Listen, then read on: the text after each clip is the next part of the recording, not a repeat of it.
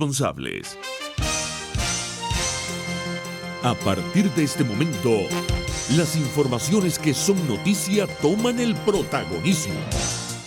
Comienza Informe RCR.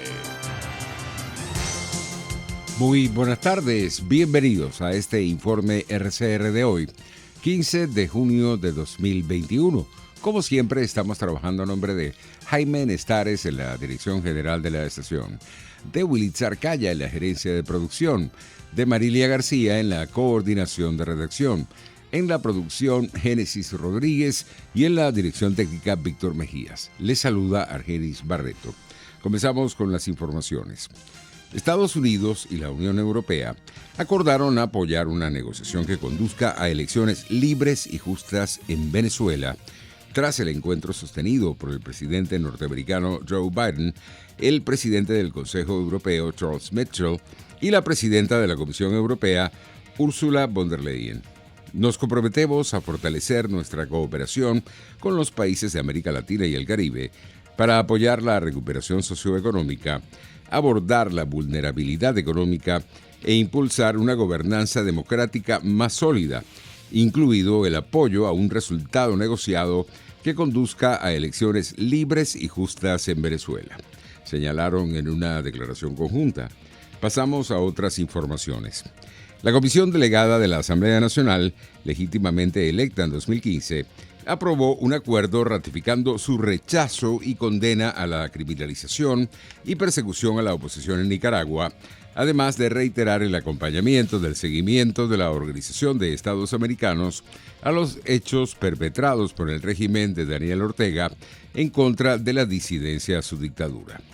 Por su parte, el diputado de Acción Democrática, Williams Dávila, advirtió que la libertad en América está en peligro tras la detención de dirigentes políticos de oposición en Nicaragua. El dirigente político advirtió que la estrategia de Ortega es conocida en Venezuela y aseguró que se trata de una lucha intercontinental por la democracia en la región. En el año 2018 se desató precisamente esta represión y la comunidad internacional ha venido denunciando estas detenciones contra los candidatos presidenciales y, por supuesto, la Organización de Estados Americanos declaró precisamente que no se podía permitir la participación en el bloque regional por parte de Nicaragua porque precisamente se había cometido una arremetida sin precedentes de Ortega contra la oposición. Aquí vemos nosotros cómo la vigencia del pensamiento de Rómulo Betancourt con su doctrina Betancourt cuando habló de que se debía establecer un cordón profiláctico para impedir que gobiernos dictatoriales formaran parte de la Organización de Estados Americanos. De la Asamblea Nacional de 2015, Olivia Lozano, sorprende el silencio y la inacción de los gobiernos democráticos de América Latina ante lo que ocurre en Nicaragua, Cuba y Venezuela. Lo que sí sorprende y preocupa es la inobservancia, la falta de rechazo firme y contundente de parte de la gran mayoría de los países del hemisferio, con contadas excepciones. Esto es aún más preocupante que las acciones arbitrarias de un dictador. Esas se esperan y son predecibles. Lo que no se espera es la inacción de los países de signo democrático de nuestra región. Eso inquieta mucho, la falta de rechazo contundente a tantas arbitrariedades, corriendo el riesgo de que las graves situaciones políticas de Nicaragua, Cuba y Venezuela puedan ser oscuro referente y modelos para el resto del continente.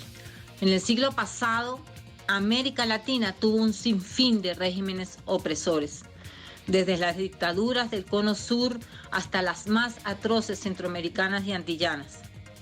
Entre tanto, en un video publicado en sus redes sociales, el excomisionado del gobierno interino para la seguridad e inteligencia, Iván Simonovich, advirtió que Venezuela avanza en una vertiginosa metástasis criminal y cada espacio del país terminará en manos de terroristas o de la delincuencia común, a propósito de los hechos ocurridos en la parroquia La Vega en Caracas.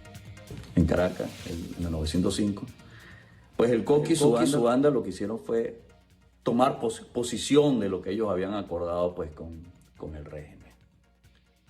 Y la verdad es que los únicos que terminan favorecidos cuando negocian con el régimen son los criminales. Y poco a poco, cada espacio del país le será entregado o cedido a terroristas, a guerrilleros o cualquier tipo de criminales. En otras informaciones, tenemos que vecinos de la parroquia La Candelaria protestaron frente a la sede de la Cruz Roja venezolana, exigiendo que se acelere y organice el plan masivo de vacunación contra el coronavirus. El señor Luis Franco denunció que el único documento de identidad que debería exigir para ser inmunizado es la cédula de identidad y aseguró que no hay suficientes centros de vacunación contra el COVID-19 en Caracas. El único documento de identidad en Venezuela es la cédula de identidad. Todo lo demás es sencillamente un abuso y una discriminación. Y es importante recordar que necesitamos que se abran más centros de vacunación. En el caso de San Bernardino, el Ministerio de Salud informó hace más de 3 semanas que iban a funcionar como centro de vacunación la Clínica Santana, el Hospital de Niños, el Centro Médico y el Hospital de Clínicas Caracas. Ninguno de esos centros de vacunación está funcionando. Que obligan a las personas, nos obligan a personas a la tercera edad a pasar 7, 8, 10 y 12 horas para ser vacunados. En el estado Lara, estudiantes y docentes de la Universidad Centro Occidental Lisandro Alvarado y de la Universidad Nacional Experimental Politécnica protestaron por los bajos salarios y las condiciones en que se encuentran las casas de estudio. En otras noticias, la secretaria de Relaciones Exteriores de México negó que el subsecretario para América Latina y el Caribe, Maximiliano Reyes Zúñiga, haya participado en el entramado para evadir las sanciones económicas que Estados Unidos ha impuesto al gobierno de Nicolás Maduro, tal y como lo aseguró en una carta enviada al diario El País de España en respuesta a la publicación de la investigación titulada La red opaca que intercambió petróleo de Venezuela operó con ayuda del gobierno mexicano. Rechazamos que la actuación del subsecretario Reyes haya, directa o indirectamente, facilitado la violación de las sanciones que los Estados Unidos imponen a quienes sostienen relaciones comerciales con el gobierno venezolano, agrega la misiva. Por su parte, el presidente de Cabo Verde, Jorge Carlos Fonseca, aseguró el lunes 14 de junio que la única decisión que vale sobre el caso de la extradición a Estados Unidos del empresario colombiano Alex Saab es la del Tribunal Constitucional de su país, y acotó que ni él, ni el primer ministro, ni otra figura del Ejecutivo interviene en las sentencias del Poder Judicial porque es autónomo. La gente tiene que entender, y yo creo que todos entienden, es decir, no hay nadie que esté vinculado al proceso que no sepa que ni el presidente de la República, ni el primer ministro, ni el ministro de Justicia pueden intervenir o suspender cualquier cosa de un proceso que se encuentre en las instancias jurisdiccionales, expresó en declaraciones a periodistas en Praia, capital de Cabo Verde. Pasamos al plano internacional.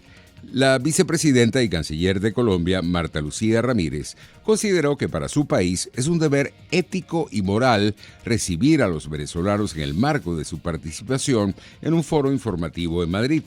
Además, la funcionaria pidió a la comunidad internacional que reaccione cuando haya democracias en peligro, pues considera que ha habido una actuación pasiva ante el régimen chavista. Tenemos que aprender a reaccionar de manera oportuna cuando haya democracias en peligro, afirmó Ramírez este martes, y apostó por revisar el actual multilateralismo para lograr una reacción más efectiva y oportuna de la comunidad internacional ante la crisis como las que ocurren en Venezuela. En Colombia, el Comité Nacional de Paro, principal convocante de las protestas que comenzaron el pasado 28 de abril en ese país, anunció este martes la suspensión temporal de las movilizaciones después de casi 50 días, sin que eso implique el fin de las manifestaciones. Hemos decidido hacer una interrupción temporal de las movilizaciones recurrentes que veníamos haciendo los miércoles, dijo en una rueda de prensa el presidente de la Central Unitaria de Trabajadores del país vecino, Francisco Maltés. Vamos a hacer una interrupción temporal de las movilizaciones recurrentes que hemos venido haciendo los miércoles en todo el país para continuar nuestra lucha en otros escenarios, como es es el arte, los conciertos. Por tal razón celebraremos el próximo 20 de junio un gran concierto a un año de presentado el pliego de emergencia que Duque no negocia. El 20 de julio vamos a hacer una gran movilización al Congreso de la República para entregar proyectos de ley que estaremos construyendo con la comunidad durante este mes, con jóvenes, con comunidades de los barrios, con comunidades LGTBI, con las negritudes, negros, palenqueros, raizales. Vamos a construir 7 proyectos de ley que radicaremos el 20 de julio al Congreso. En Perú, el candidato que lidera los escrutinios de la segunda vuelta presidencial, Pedro Castillo, garantizó este martes que no van a promover ninguna agresión o espera de que se resuelvan los recursos que ha interpuesto la candidata Keiko Fujimori, aunque advirtió que no permitirá que se discrimine al pueblo por más años.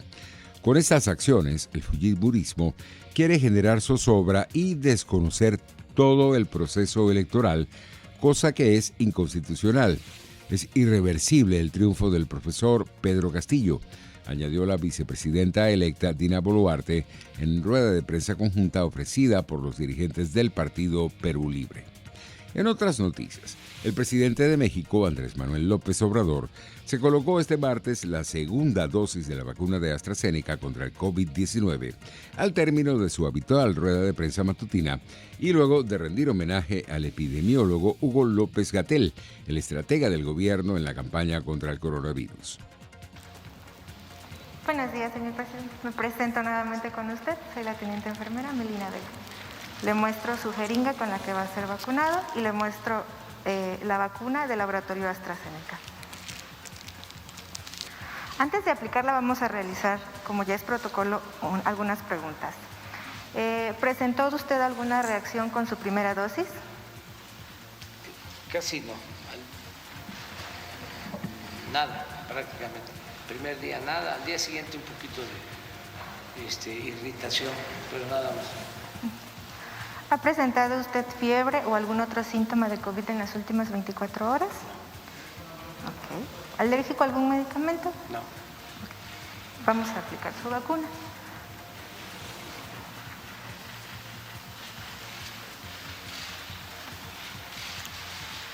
El procedimiento es exactamente igual que con su primera dosis.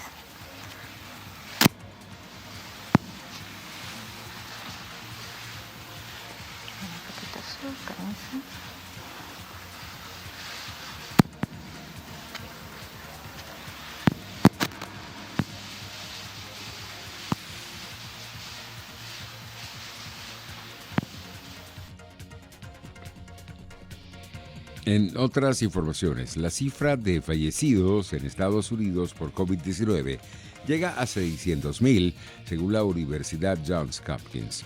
Mientras tanto, la ciudad de Nueva York levantó la mayoría de las restricciones impuestas durante la pandemia al tener el 70% de sus adultos en menos de una dosis de vacuna contra el coronavirus.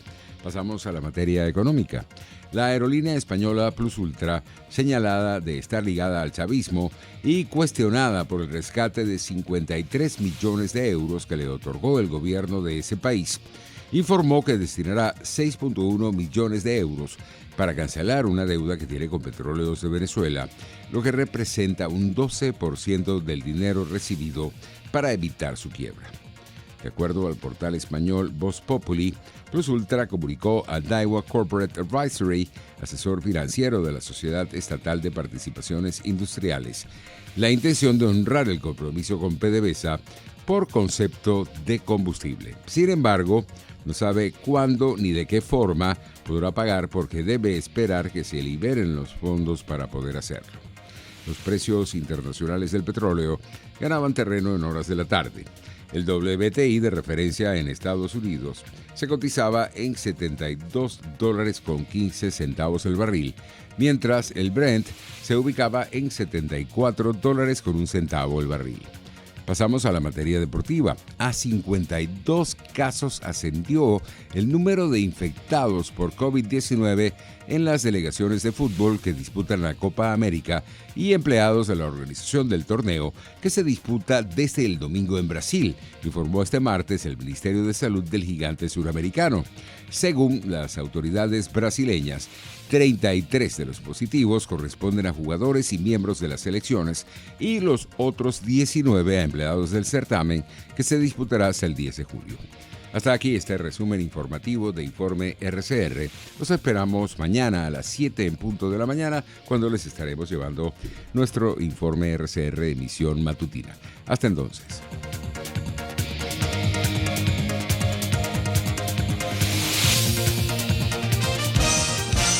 Hasta aquí este compacto noticioso. Manténgase en nuestra sintonía, porque estaremos informándole de la noticia al momento de producirse. RCR 750 AM.